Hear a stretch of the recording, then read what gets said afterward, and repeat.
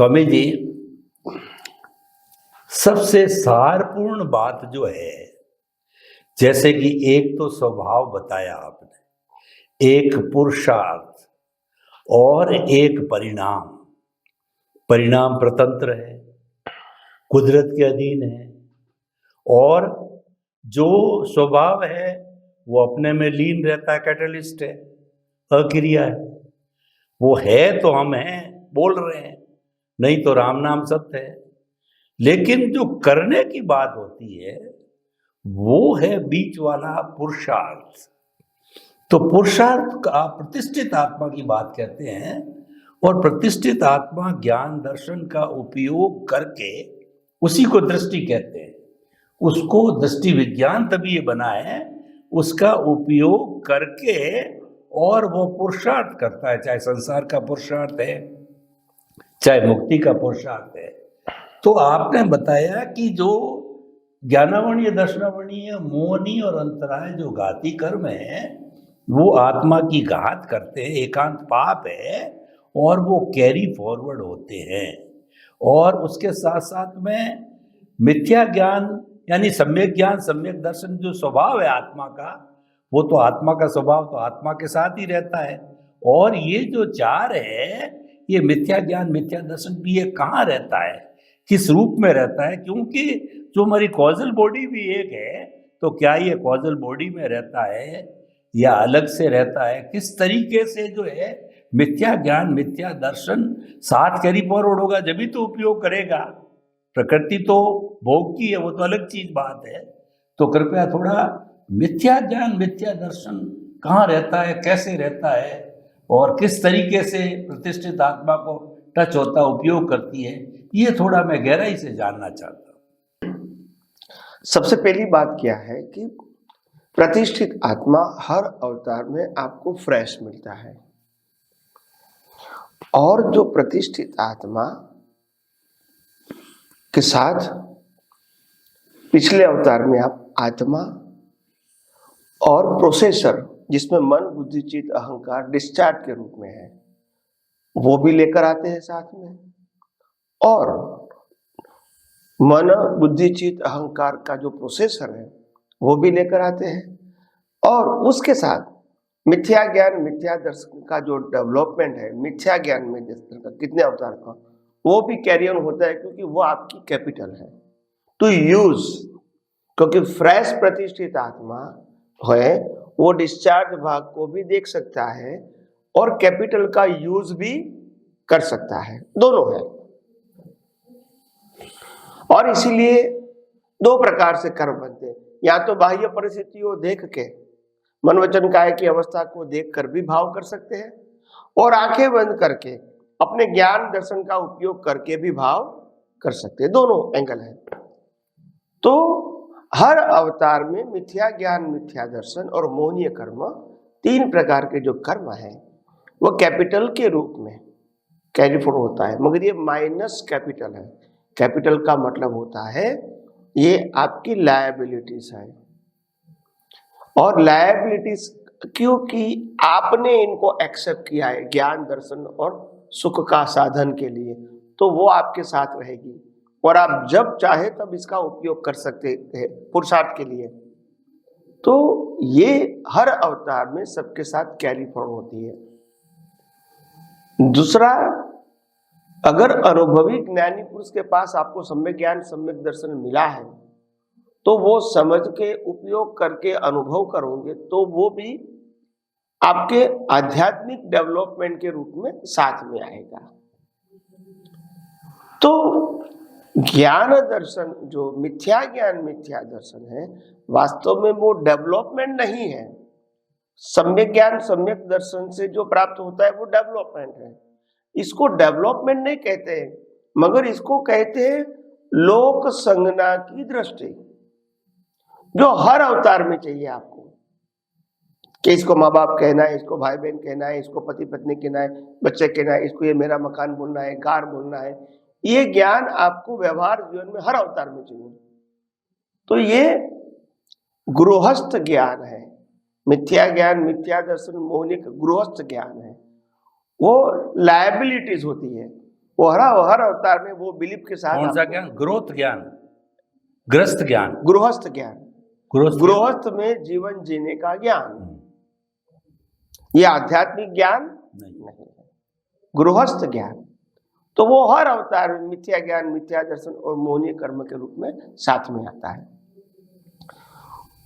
और ये ज्ञान का पुरुषार्थ में नेक्स्ट बर्थ में आप इसका यूज भी कर सकते हो नए कर्म बनाने में।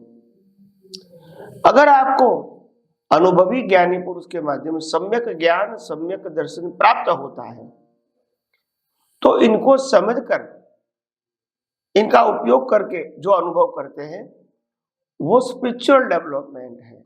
यहाँ डेवलपमेंट नहीं बोलते, लायबिलिटीज बोलते हैं, क्योंकि उनसे 4 गति होती है, मुक्ति नहीं होती है। और 4 गति का एक ही मकसद है, कुछ भी प्राप्त नहीं करना, ओनली सफरिंग। क्या है? Suffering. Nothing to achieve anything. देवलोक में जाएंगे, अचीवमेंट नहीं है, सफरिंग है, सफरिंग। हाँ, स्पिरिचुअल साइंस में, स्पिरिचुअल डेवलपमेंट में कैरी फॉरवर्ड क्यों बताया गया?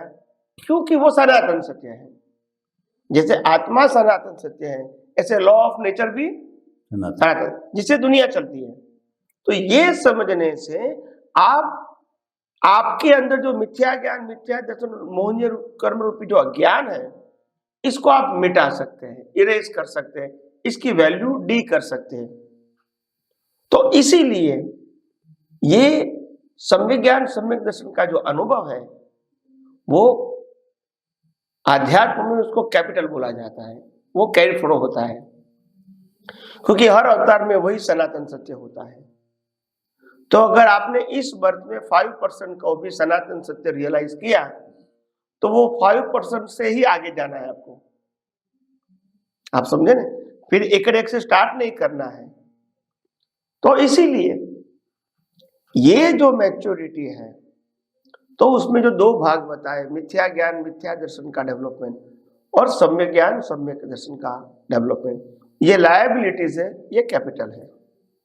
कैपिटल है वो आपको पूर्णता की ओर ले जाती है, और जो लायबिलिटीज है वो आपको 4 गति में सिर्फ घुमाती है।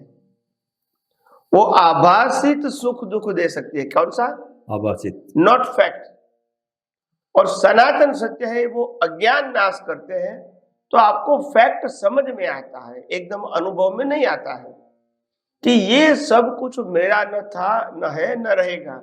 ये धीरे धीरे अनुभव में आता है, क्योंकि कोई भी चीज, व्यक्ति, संजोग, अवस्था, साधन सब हमको इफेक्ट तब करता है जब मालिकी होती है। तो क्या होती है? मालिकी। और ये आध्यात्म विज्ञान मालिकी खत्म कर देता है। मालिकी कुदरत की ही रहेगी। अगर आपको मिलेगा तो भी कुदरत का ही, व्यक्ति के रूप में, वस्तु के रूप में, नॉलेज के रूप में जो भी मिलेगा, उसकी मालिकी कुदरत की ही रहेगी।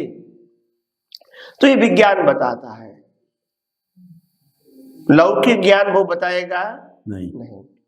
तो इसीलिए ये आध्यात्म मार्ग में आगे बढ़ने के लिए हमको ये सम्यक ज्ञान, सम्यक दर्शन जो प्राप्त होता है, और मिथ्या ज्ञान, मिथ्या दर्शन जो लेकर आए, ये दोनों के बीच शुरुआत में संघर्ष होता है, क्योंकि रिलेटिव सत्य दिखता है, सनातन सत्य दिखता नहीं। वो इंद्रियों से अनुभव में नहीं आता है।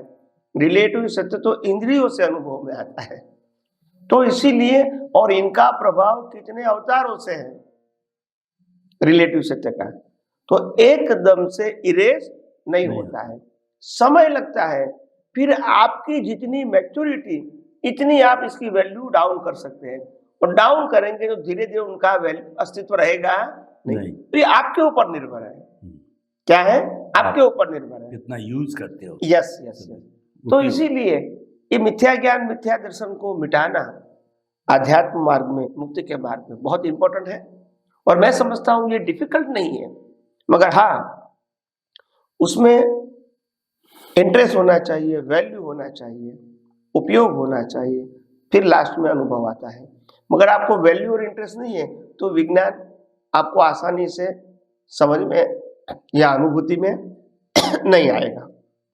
तो आइए हम धीरे धीरे और भी आध्यात्म विज्ञान के माध्यम से विज्ञान की बात। स्वामी जी आपका बहुत बहुत धन्यवाद। आपने बताया कि जो स्वभाव है वो तो अपने में मस्त रहता है, अक्रिया है, कुछ नहीं करता है, उसकी तो हाजिरी है, वो तो महाराज है, राजाओं का राजा है, हाजिरी बिना पत्ता भी नहीं हिलता है। और एक प्रकृति है, वो सिर्फ जो है उसका भोग का विषय होता है, वो परिणाम स्वरूप होता है, उससे हमारा सारा जीवन चलता है।